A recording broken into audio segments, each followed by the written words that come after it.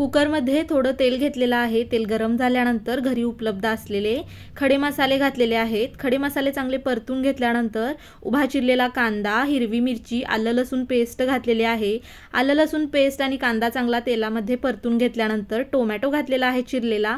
टोमॅटोसुद्धा कांद्यासोबत मऊसर असा परतून घेतलेला आहे. आता यामध्ये पाव चमचा हळद, पाव चमचा लाल तिखट, 1 चमचा बिर्याणी मसाला, 1 चमचा धणा पावडर, चवीनुसार मीठ, 1 वाटी ताजे वाटाणे, 1 वाटी साल काढून चिरलेला बटाटा घालून चांगलं मसाल्यामध्ये परतून घेतलेला आहे. भिजवलेले तांदूळ घालून तांदूळसुद्धा मसाल्यामध्ये मी परतून घेतलेला आहे. 1 कप तांदूळ घेतलेले, त्यासाठी 2 कप मी गरम पाणी घातलेलं आहे. चांगलं मिक्स करून कुकरचं झाकण लावू आणि मीडियम गॅसवरती कुकरच्या फक्त 2 शिट्ट्या करून घेऊ. थोड्या वेळानंतर मोकळा सुटसुटीत असा वाटाणा बटाटा भात तयार झालेला आहे. रायत्यासोबत खायला एक नंबर असा लागतो किंवा असा सुद्धा गरम गरम मस्तच लागतो. तर एकदा करून बघा.